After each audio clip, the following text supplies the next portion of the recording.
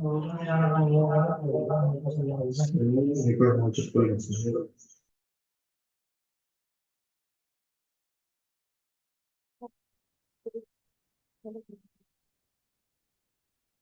Саламатсыздар, құрметті қатысушылар. Бүгін біз комитеттің 5-ші күнін бастайын деп тұрмыз. Комитеттің тақырыбы цифрлық трансформация жағдайындағы сапалы білім беруді қамтамасыз етудің заманауи мәселелері.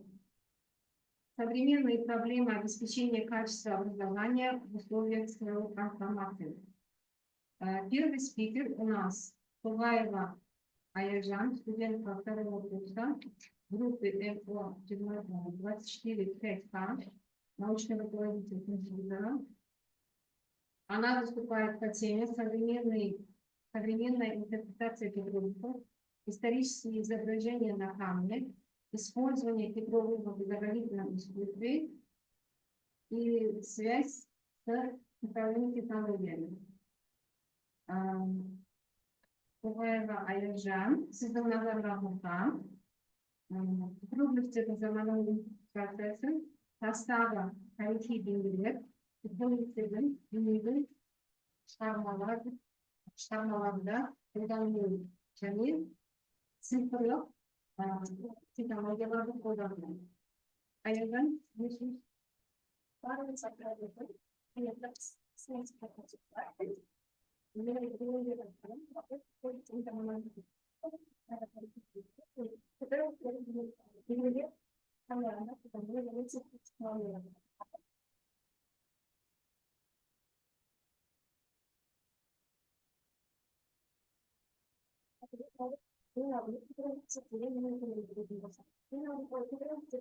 адамзатты дүниеге өткен қойған ең маңызды кеткен тарихи мұралардың бірі болып табылады.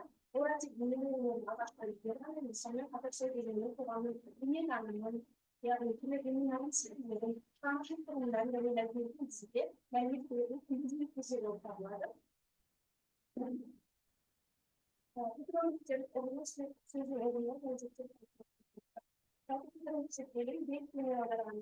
Петростас глифі қашау деген мағынаны береді. Яғни петроглифтер тастың бетіне түрлі әдістермен қашай салынады. Олар әдістер қашау, тесу, сүргілеу немесе сырғыту секілді әдістерге жатады. Келесі тастағы тарихи бейнелердің мазмұны және семантикасы. Яғни сол кезде бұрынғы дәуірде өмір сүрген адамдардың әрине әр дүниенің өз мағынасы болады. Яғни әр дүниенің өз тарихы болады. Ол біз түрде болады. Ең бірінші ол әлемдік жануарлар әлемі.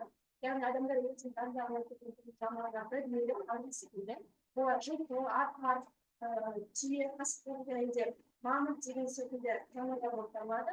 Осы адамдардың дүниенің арқасында біз сол кезде бизондардың немесе мамонттардың өмір сүргенін көре аламыз. Және ол бізге осы аргумент болып табылады. Біріншісі ол адамдардың бейнесі, яғни билеп тұрған адамдардың бейнесі, аңшылыққа шығып жатқан адамдар, немесе түрлі жауынгерлер болып сақталады.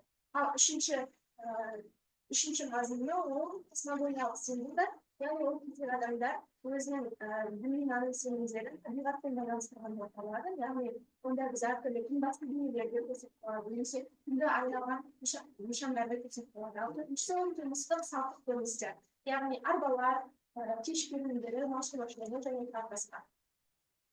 Жалпы енді петроглифтердің біз цифрлық технологиялар қалай қолданылып жатқандығы және де петроглифтердің қазіргі таңда қалай қолданылып жатқанын айта кетсек. Біріншісі графикалық өнерде, кескіндемеде, қолданбалы өнерде, дизайн және бренд идентикасында, енді цифрлық өнер мен анимацияда. Жалпы мен осы цифрлық технологиялар байланыс арқылы өз жұмысымды жасадым. Ол міне осындай случайға арналған фишка, яғни бұның дизайнерімен осындай фигма атты бағдарламамен жасадым.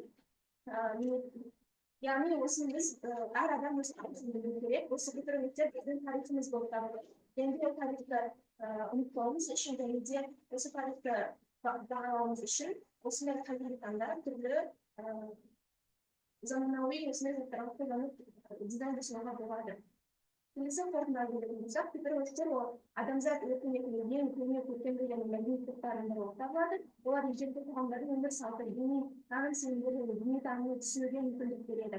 Яғни біз өз тарихымызды есімізде сақтауымыз қажет. Енді оның қазіргі таңда өз өзектілігін жоғалтпайтындай, қазіргі таңда қолдана білуіміз қажет. Назарларыңызға рахмет. Алдарыңызда Тоғаева Аяжан, Т24 БСК студенті, өзінің ғылыми жұмысын назарларыңызға ұсынды.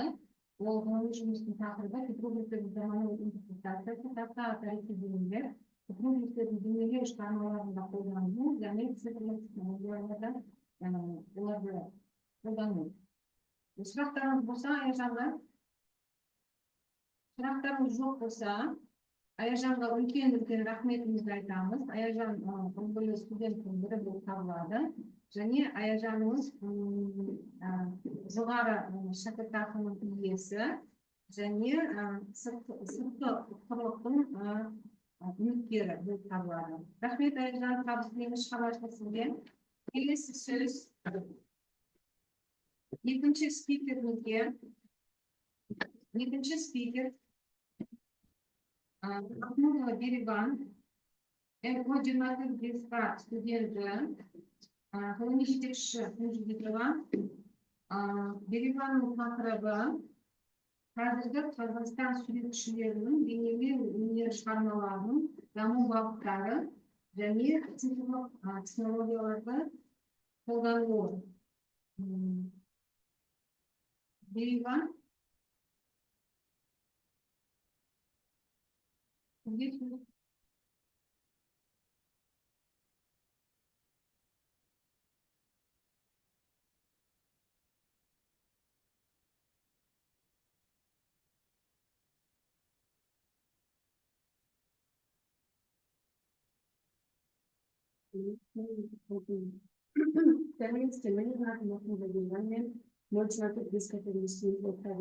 Мен тақырыбым қазақ тілінде университетімен жаңа шеттен тоғыстың ортаға және цифрлық технологиялар жағдайындағы қазіргі Қазақстан суретшілер шығармашылық даму бағыттары зерделеу болып табылады.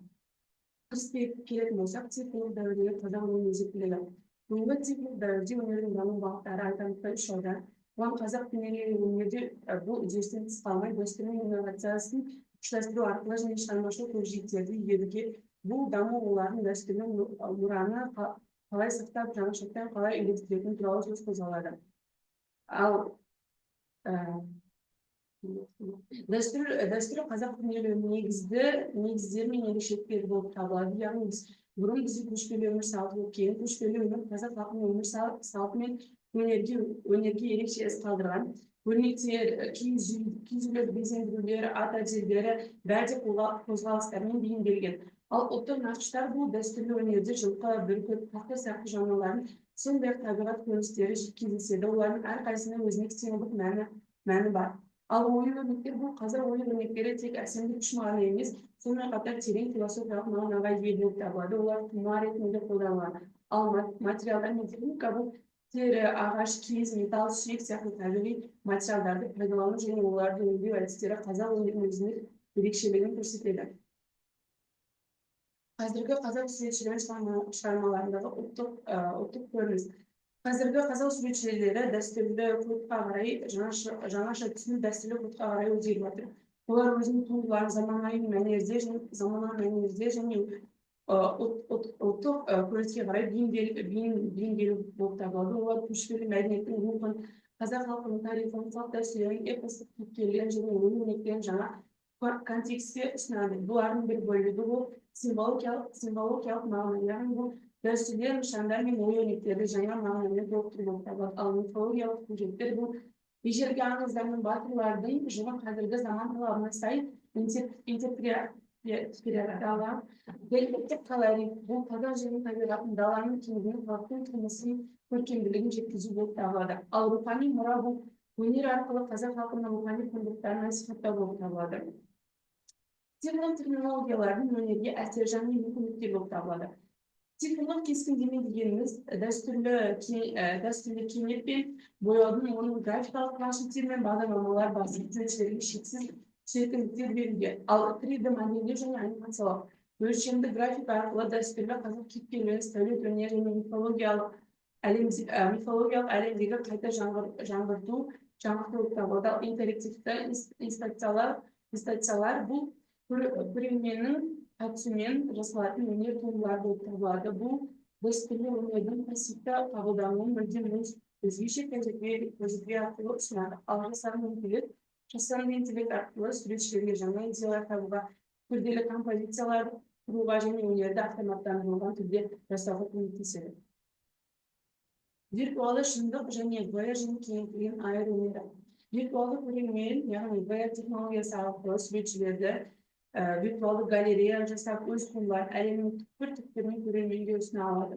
Бұл физикалық шектеулерді жойып, өнерді қолжетімді етеді. Ал AR инсталляциялары бұл AR арқылы нақты әлемге цифрлы өнер элементтерін енгізуге болады. Мысалы, көшедегі қабырғаға салынған суреттерді смартфон арқылы қарағанда ол түрлі анимациялар немесе қосымша ақпарат көрсетеді. Ал иммерсивті тәжірибе, яғни VR және AR технологияларының өнерде тек қарап қана қоймай, оның ішінде өнерге, онымен әрекеттесуге мүмкіндік береді. Бұл өнерді қабылдаудың жаңа деңгейін ашады.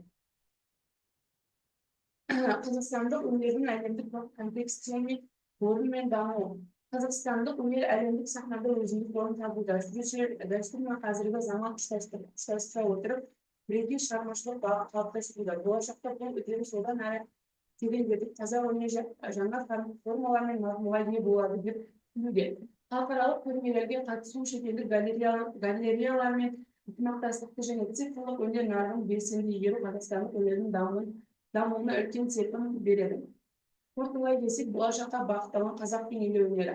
Қазақ бейнелеу өнері мен дәстүрлері мен инновациялық тоғысқан жері болып табылады. Бұл оған ерекше даму мүмкіндігін береді. Цифрлық технологиялар суретшінің өз идеяларын жаңаша жеткізуге, шығармалаулардың суретшілерге өз идеяларын жеткізуге және өнердің әлемге орнатуға көмектеседі. Дәстүрлі мұраны сақтай отырып, жаңа технологиялардың игеру қазақ өнерінің болашақ бағыты болып табылады. Және қазақ өнері мәңгілік болып табылады. Рахмет, сұрақтарыңыз болса. Тыңдағандарыңызға рахмет. Так, алдарыңызда Махмудова Береван, М024 студенті, өзінің ғылыми жұмысымен қазіргі Қазақстан суретшілерінің бейнелеу өнері шығармаларының даму бағыттары және цифрлық технологиялармен байланысы деген тақырыпта өзінің презентацияны ұсынды. Байқағандарыңыздай, Береванымыз үш тілді меңгеретін студенттің бірі, орыс тілі, қазақ тілі және түрік тілі өзінің туған тілі. Байқағандарыңыздай, қазақтардың кем білмейді қазақ тілін. Өте керемет. Береван, сізге үлкен рахмет, шығармашылық тілейміз. Болашақтарыңыз профессияңыз. Келесі спикеріміз Оңғар Нұрға Арай. М024 тобының студенті, оның жетекшісі Кенжебекова Гүлнұр Викторовна. Оның ғылыми жұмысы қазақ рухы, өткен мен келешектің алтын көпірі атты ғылыми жұмысымен бұл алдағы айда болған ғылыми студенттердің арасындағы жарысының арасында екінші орын иегері және республикалық сайысқа үміткер. Енді олары сізге сөз. Сәлеметсіздер, мен 24 студенті Оңғар Арай. Менің бүгінгі сіздерге айтатын тақырыбым қазақ рухы өткен мен келешектің алтын көпірі. Цифрлық трансформация жағдайында сапалы білім берудің заманауи мәселелері. Яғни бұл презентацияда қазақ қоғамындағы білім беру саласындағы цифрлық трансформацияның нақты аспектілерін, оның өткен мен келешектегі байланыстыратын алтын көпір ретінде рөлін, сондай-ақ осы үдеріс кезінде туындайтын заманауи мәселелер мен оларды шешу жолын қарастырады. яғни білім беру жүйесін жаңғырту арқылы ұлттық құндылықтарды сақтап, жаңа технологияларды үйлестіріп, дидактиканы нығайту болып табылады.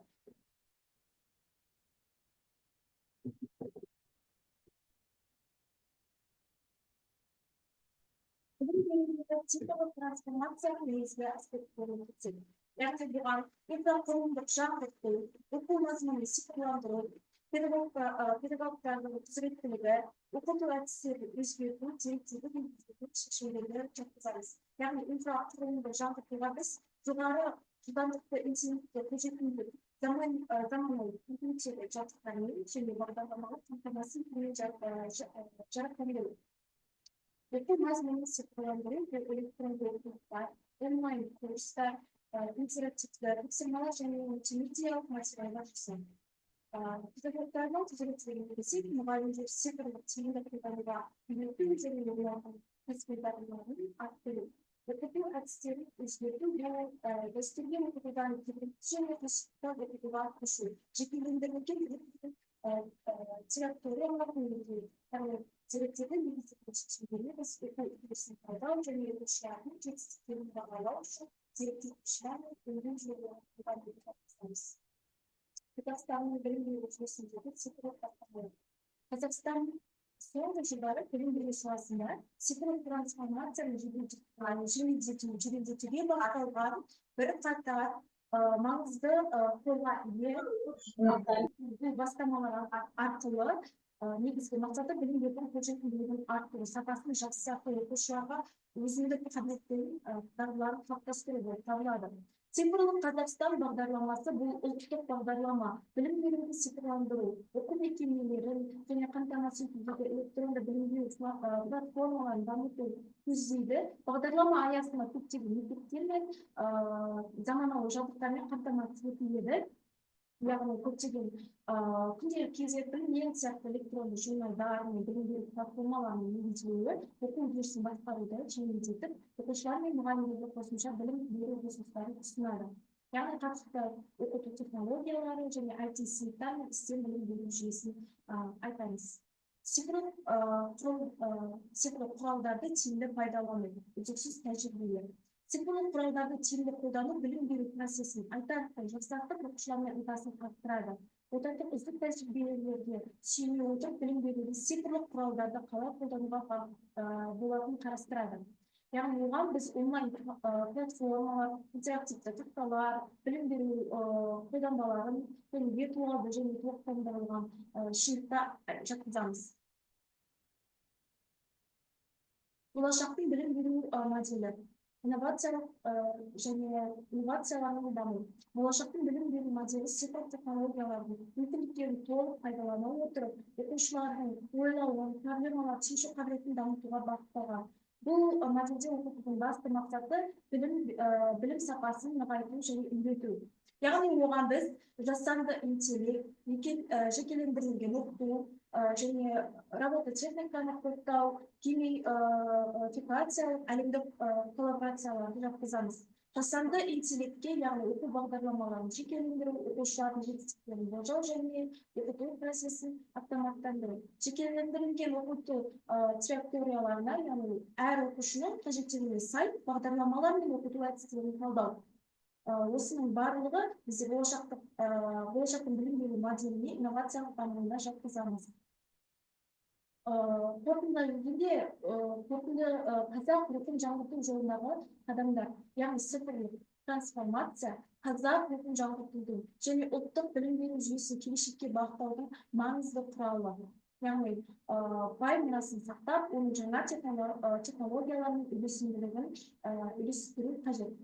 Яғни ұсыныстар, мемлекеттік қолдауды күшейту, білім беру сапасын цифрландыруға бағытталған мемлекеттік инвестицияларды арттыру, ауылдық аймақтарда, яғни интернет жүйесін қамтамасыз ету, мұғалімдердің біліктілігін арттыру, яғни цифрлық құзыреттілікті дамытуға арналған үздіксіз оқыту бағдарламаларын енгізу. Оқу бағдарламаларын жаңарту, яғни заманауи талаптарға сай цифрлық мазмұнын, инновациялық оқыту әдістерін білім беру процесіне енгізу. Ата-аналар мен қоғамдағы қоғамды тарту, яғни цифрлық сауаттылықты арттыруға бағытталған жобаларға ата-аналарды және қоғамдағы ұйымдарды белсенді түрде қатыстыру, зерттеулер мен инновацияларды қолдау, яғни білім беру технологиялары саласындағы ғылыми зерттеулерді ынталандыру және жаңа инновациялық шешімдерді енгізу. Назарларыңызға рахмет. Яғни маған сұрақтарыңыз болса,